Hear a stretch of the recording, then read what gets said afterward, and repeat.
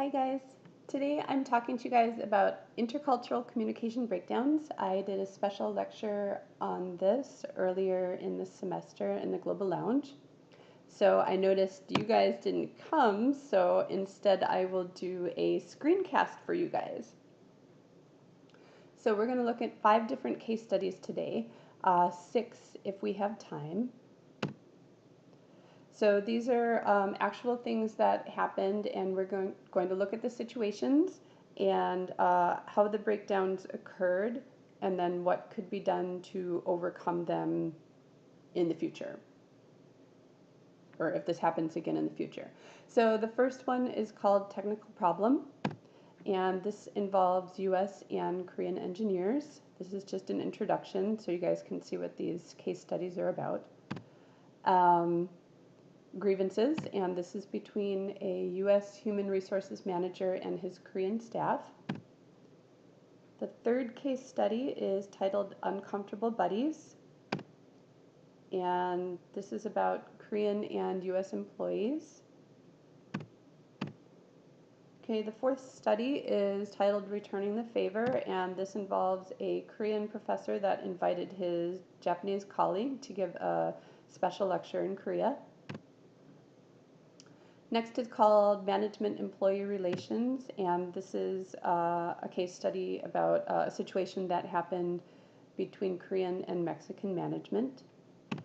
And the last one is titled Professional Appearance, and this is about a Korean manager and his receptionist in Beijing.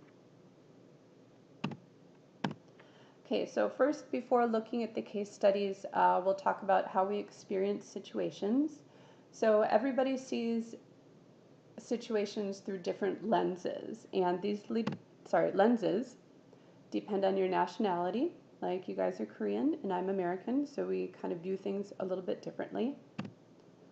Also, if you're of a certain age or generation, you experience things in a certain way. Your gender identity, whether you're a man or a woman, that influences how you experience situations, as well as your sexual orientation, whether you're like gay, bi, straight. Personal values are also included, and your religion or spirituality. So, for example, Buddhist people would experience things a little bit different, say, compared to Muslim people or Christian people. And then I have this graphic here that shows how all of them together influences how you experience or interpret a situation. So I have an example here. This is Brazilian nationality, so kind of a typical Brazilian person. These are some of their attributes. You guys can ignore the negative, what it says about the negative. We're not going to talk about that today.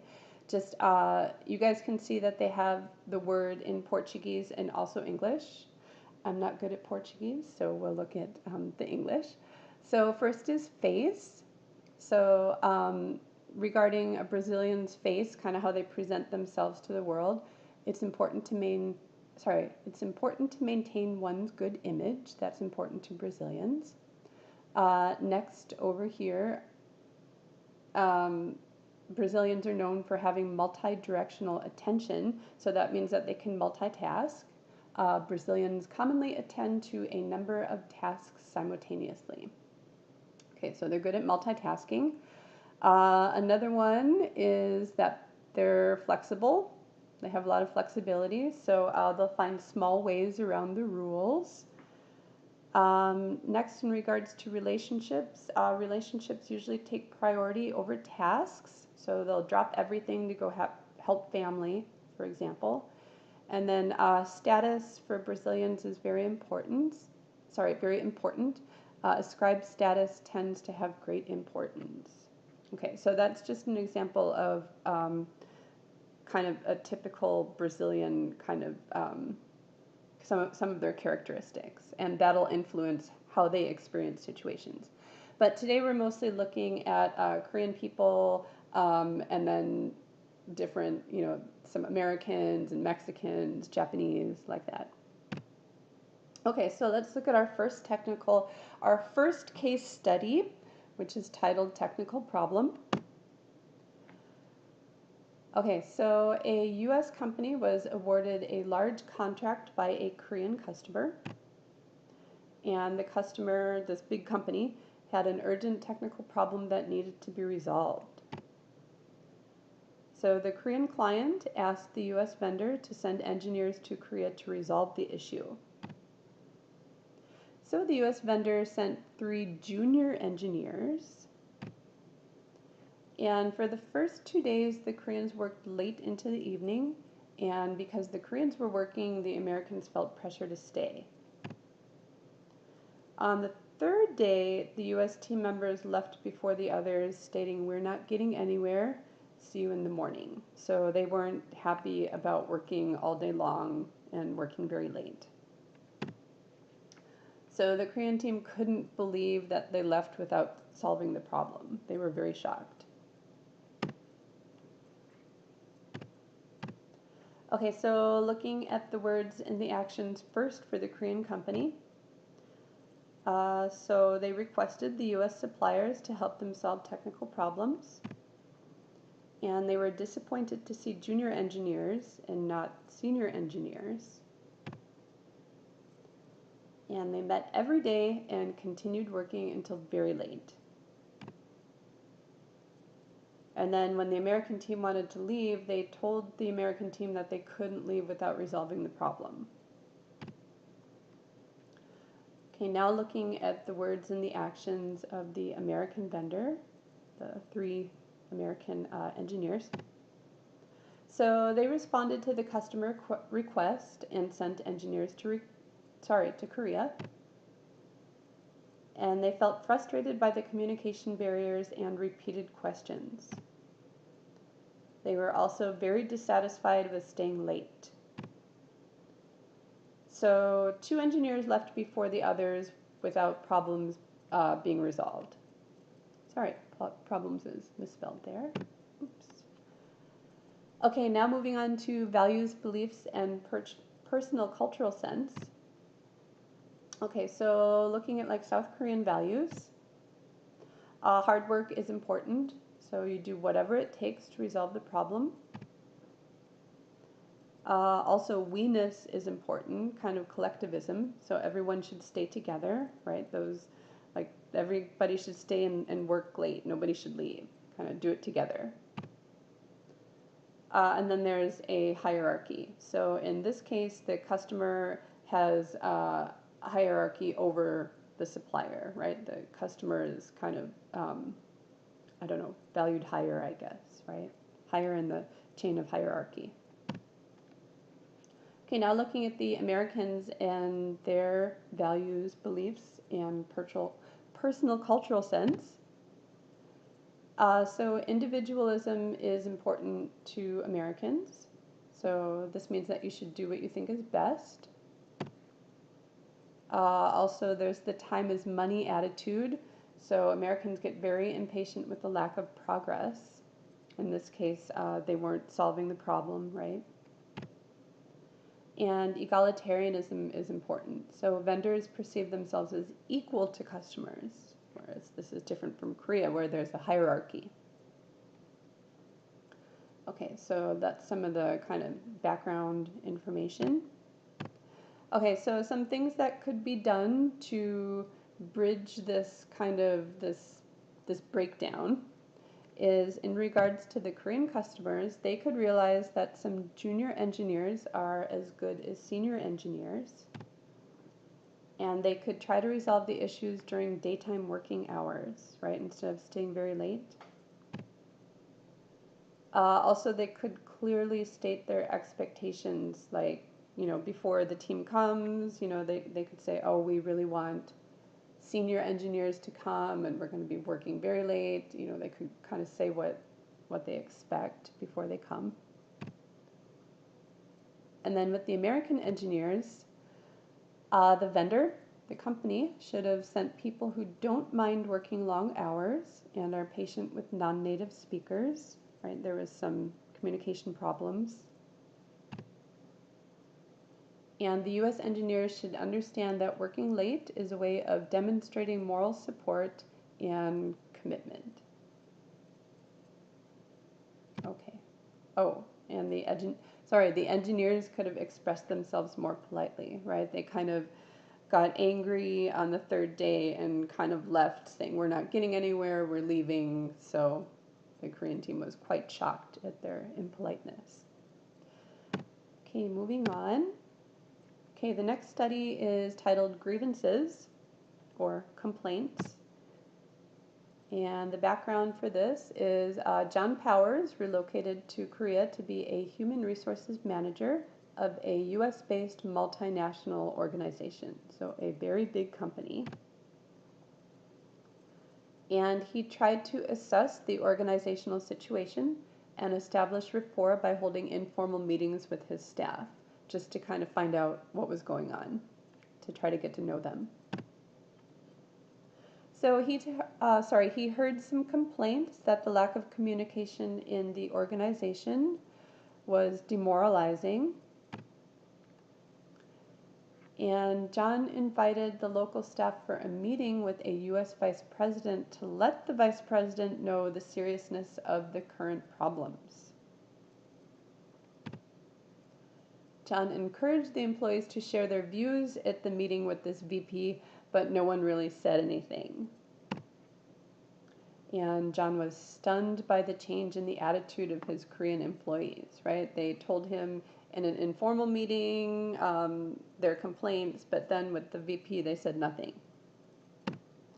Okay, so looking at the words and the actions of the Korean employees, they expressed some complaints about the organization at lunch, and they appealed to the human resources manager to solve the problem. They then attended a formal meeting with a U.S. vice president of the company. And at that meeting, they said that things were fine, but they weren't. Okay, now looking at the words and the actions of the U.S. human resources manager. So he tried to become, he tried to become familiar with his Korean colleagues. So he hosted a lunch and heard some grievances or complaints, right? That was a casual lunch, just in the cafeteria. So he was concerned about the complaints, so he arranged a meeting with a vice president of the company. And he became upset when his colleagues didn't present their concerns to the vice president. Okay, so we'll break down the situation according to values. Okay, so South Korean values, collectivism is important, right? The staff didn't want to break the group harmony, so they didn't want to say anything in that meeting with somebody that they didn't know. Also, cheomyeon, or social face, is important. If they complain, they feel that the HR manager and the vice president would be embarrassed. And here's another case where hierarchy is a consideration. So watching your tongue in front of your seniors is a tacit rule and even a virtue, right? You shouldn't kind of talk in front of them. Kind of keep your mouth shut. Okay, next, looking at American values. Speaking up is an important value or virtue. So that means having open and direct conversation. Next, taking action. So in this case, John Powers arranged a meeting with a VP to solve the problem. So taking action to solve problems is important. And here's another case of the time is money attitude. So John is efficiency oriented and thinks talking together is the most efficient way to solve problems. Okay, so that's kind of their background between the South Koreans and then, in this case, the Americans, or American, John Powers. Okay, so looking at some cultural bridges, the Korean employees could try to speak up. They could try to understand the U.S. way of problem solving and benefit benefit from generating creative solutions instead of complaining. And here's another situation where language barriers could be an impediment to communication with U.S. management. Okay, and then in regards to the U.S. manager, he could have conducted an anonymous survey to allow employees to report their demands and complaints instead of having people, in an uncomfortable situation where they have to speak to a vice president about their complaints. It's kind of awkward. Okay, and also he could benefit from understanding that Koreans emphasize He needs to understand that Koreans emphasize face saving and relationships. Okay.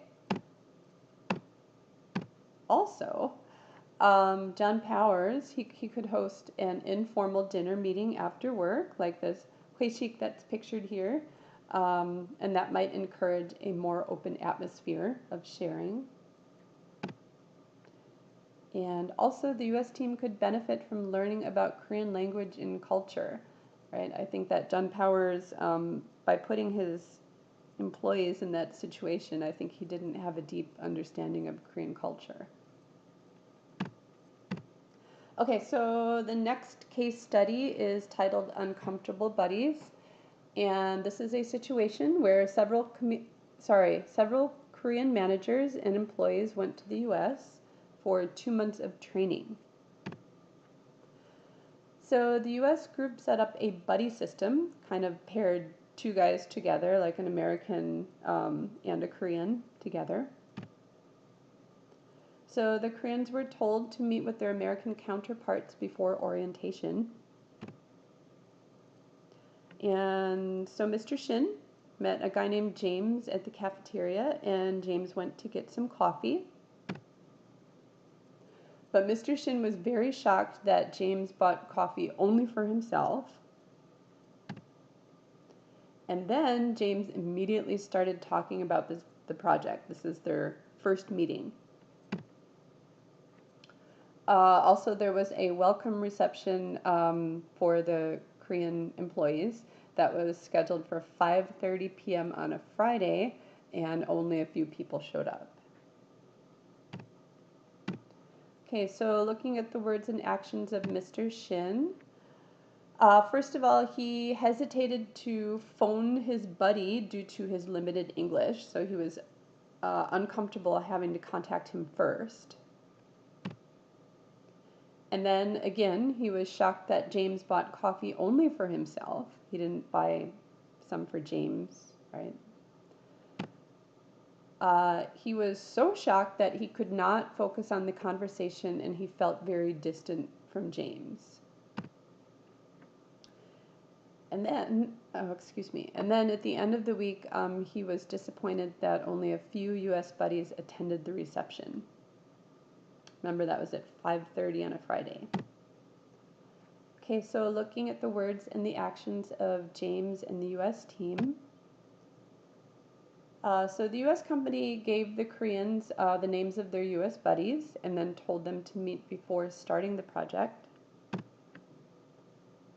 And then James again bought coffee only for himself and then immediately started talking about the project when they met in the cafeteria.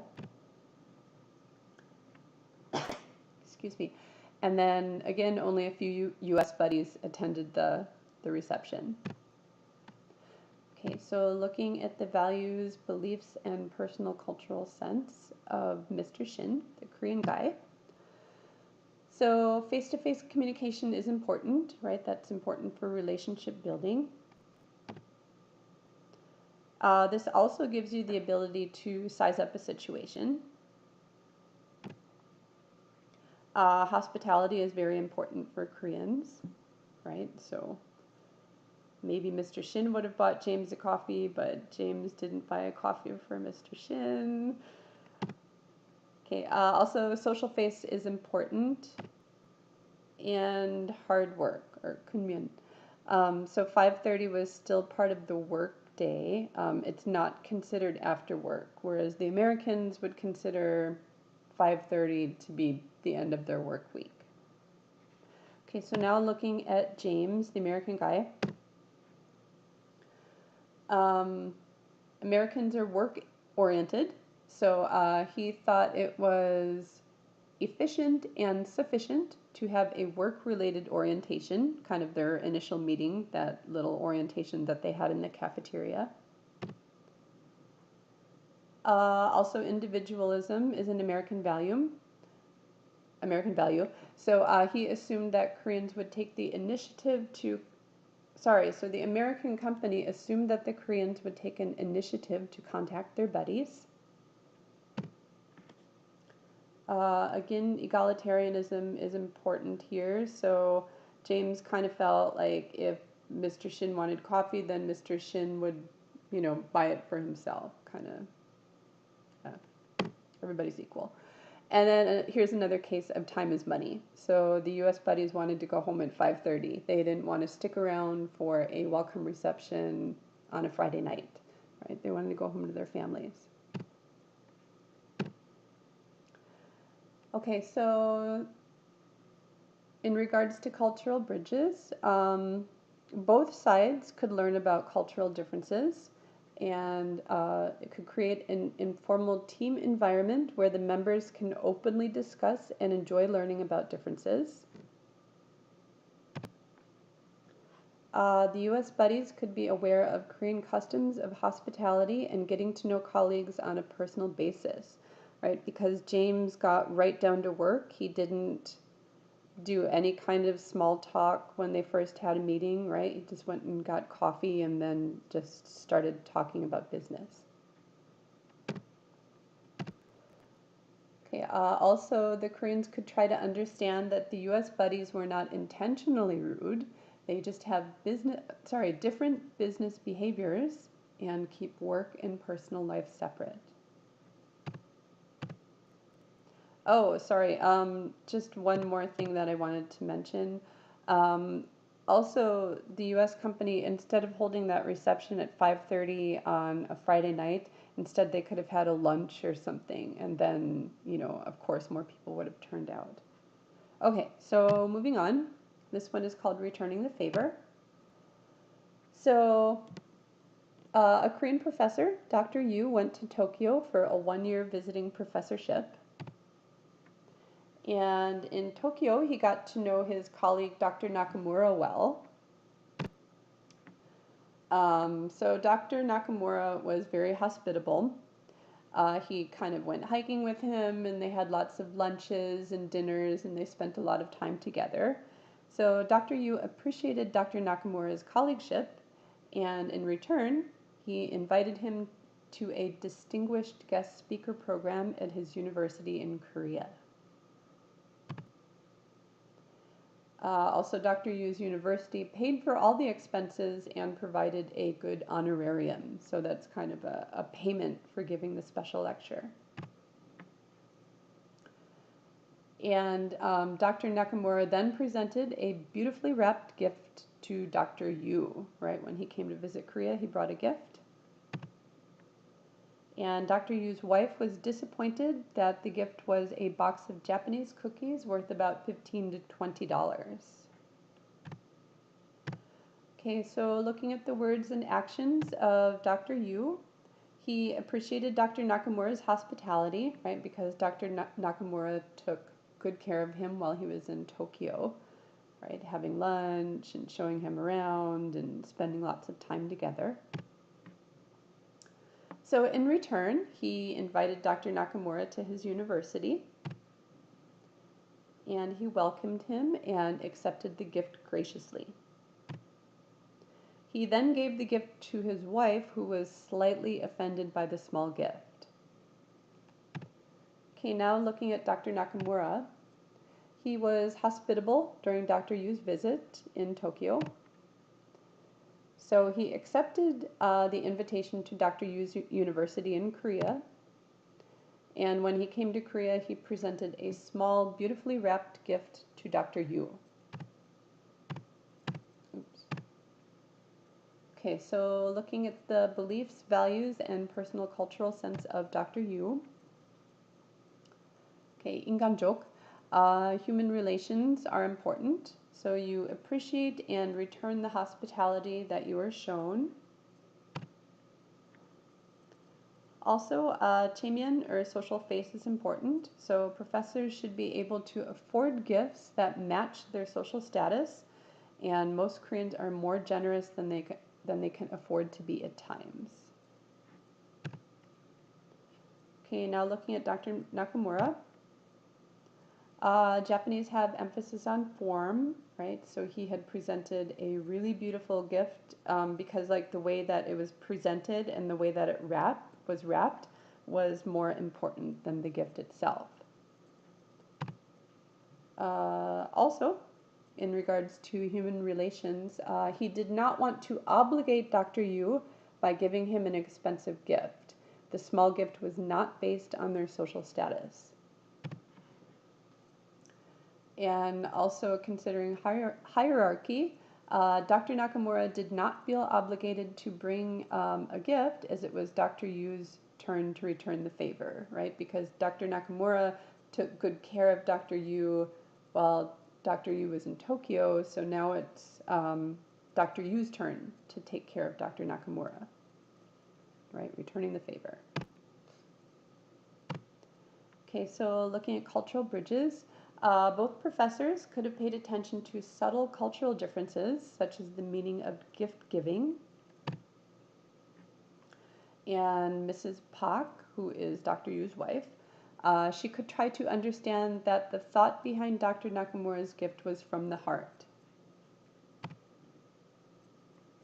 Also, knowing that Koreans expect gifts in according with social position and rank, Dr. Nakamura could have spent more than what he would have spent on his Japanese counterparts.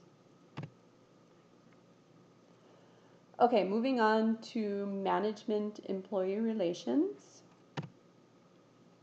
Okay, this involves a situation between a Korean-based multinational company that opened a new factory in Mexico on the border with the US. So some Korean expatriates expressed interest in the motivation and welfare of the local employees once they got to know them better after they'd been living there for a while. So the factory president, Mr. Yu, stressed an importance of managers having experience with the line workers, right, the people on the assembly line in the factory. So Mr. Gonzalez, a local manager, emphasized that Mexican managers cannot mingle with those in lower ranks, right? So in Mexican culture, it's not appropriate for managers to mix with the assembly line workers. So a meeting was held and all Korean managers supported Mr. Yu's idea. However, the Mexican managers were against it. And also the Mexican managers very vocally expressed their disappointment. So now looking at the words and the actions of the Korean management, they were interested in ideas to build solidarity and team spirit. So they held meetings to gather ideas about how to do this. And they decided it was good for the managers to periodically work on the assembly line, right? So that the managers would know what's going on the factory floor. And then they were frustrated that the Mexican managers did not agree. Now looking at the Mexican management, they proposed that activities be implemented separately for different level employees. And they explained that managers cannot mingle with lower status employees, right? So it would not be appropriate for the managers to go work on the assembly line. And then they verbally expressed their disappointment after the meeting. So looking at the values of the Korean managers, collectivism is important here. So they were placing top priority on team building, kind of everybody's in it together, kind of everybody working together, team spirit. Okay, next is human relations. So despite hierarchy or soyeol, the Korean companies hold activities to build team spirit. So even though there is a hierarchy between the managers and the factory workers, they still try to hold some activities to build for team building. Okay, and next is Chimyan. So the managers wanted to save the face of Mr. Yu. Mr. Yu was the factory president, and it was his idea for the managers to go work on the assembly line. Okay, next, looking at the Mexican managers. Hierarchy is very important in Mexican culture. So again, it would be inappropriate for the managers to go work on the assembly line because Mexican managers value and respect status and title. Also, expressionism is part of Mexican culture. So they expressed a lot of disappointment at the end of the meeting, and this is because they're less prone to keep their emotions to themselves. So looking at some cultural bridges, Koreans working with Mexicans would do well to pay attention to the importance of a hierarchy. And the Korean management could have asked Mexican managers for input on activities to build teams and reduce cultural barriers. So some other ideas other than working on the assembly line. So Mexican managers could have suggested different ways to identify issues on the floor and gain proficiency. Okay, so there's other ways that they could learn about what's going on the factory floor, right? Also, Mexican managers could understand that Koreans get close through informal encounters, so drinking and singing might be a perfect match for team building. Okay, looks like I have enough time today, so we'll talk about my last case study. This is titled Professional Appearance. So a Beijing branch of a South Korean multinational company hired a Chinese receptionist, Ying Chen. So manager Park noticed her image was inappropriate for the office. It was too casual. She wasn't wearing any makeup, right? But she was like the face of the company, so not really appropriate for the office, in his opinion. So Mr. Park gave her some money and requested she improve her professional appearance. So maybe get some new suits, maybe some professional makeup. So despite Mr. Park's continued support and advice, she didn't change her appearance. She argued that Mr. Park adhered to old-fashioned ideas. And in spite of her high salary and fringe benefits, Ms. Chen left the company. Okay, so we'll look at why and what happened. Okay, so looking at the words and actions of Mr. Park, the Korean manager. So he hired a Chinese receptionist to be the face of the company. And he noticed her image was inappropriate for the office, so too casual. He then gave her some money and requested she improve her appearance. And then the situation became worse, and Mr. Park eventually reminded her of the company's dress code.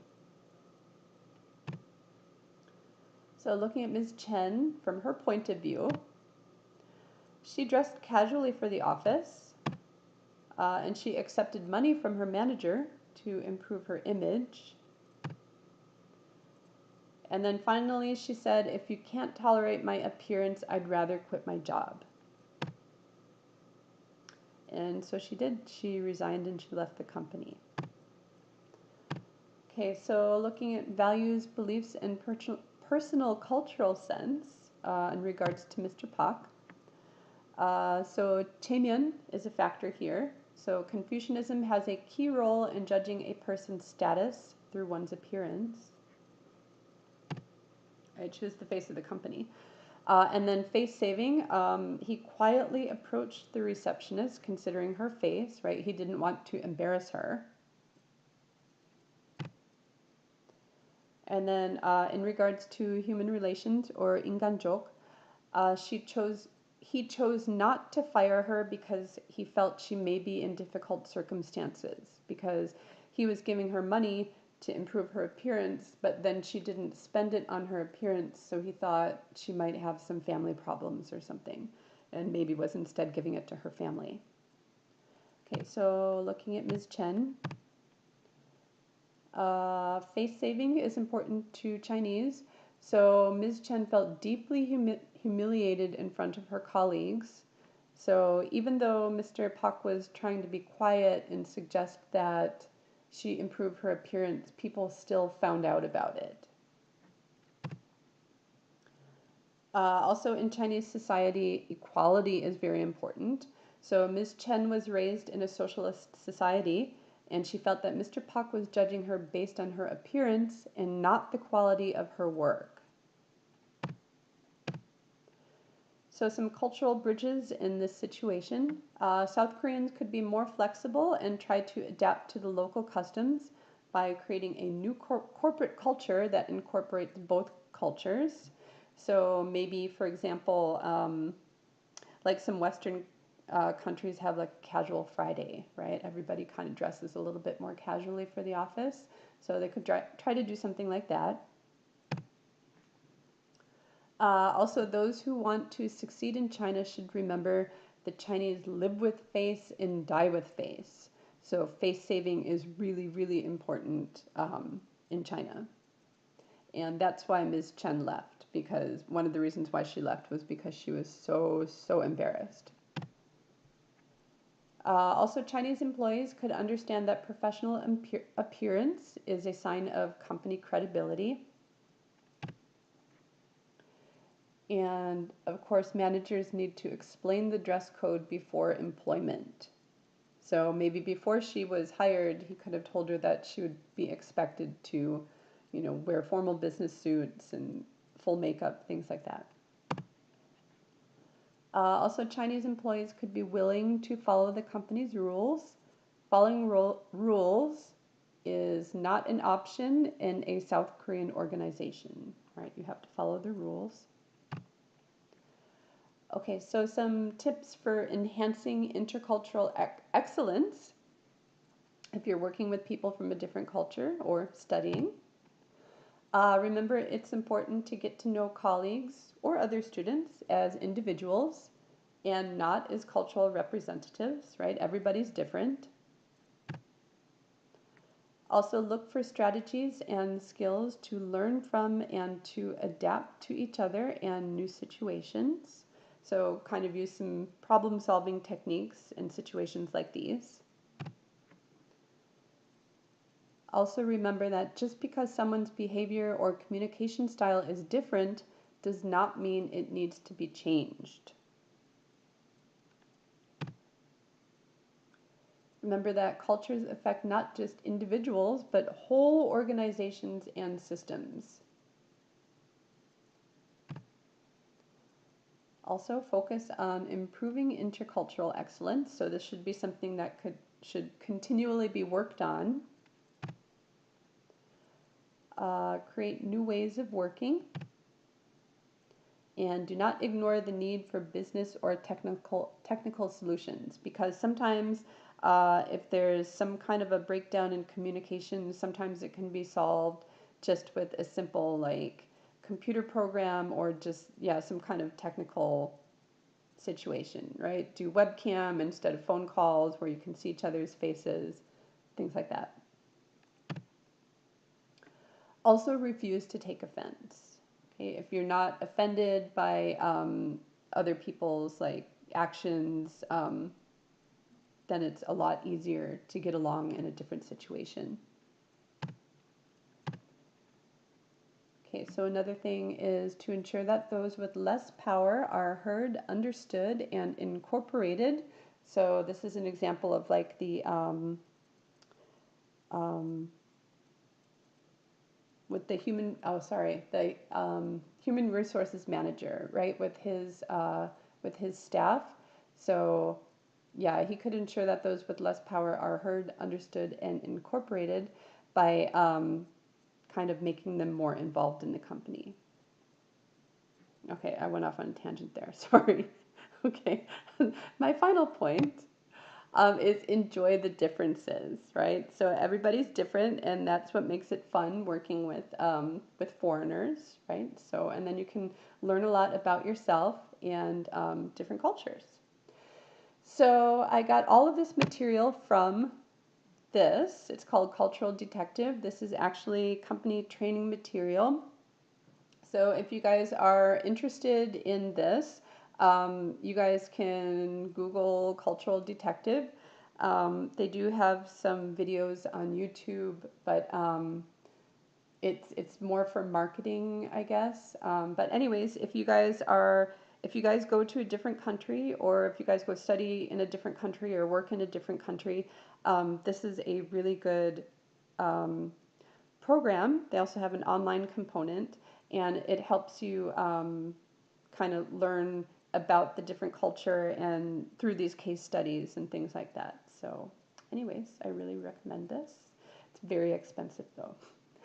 Okay, so thanks for listening, and I'm sorry for there were a couple typos and I tripped over my words a couple times, but for those of you that actually watched this, I hope you enjoyed it and I hope you learned something.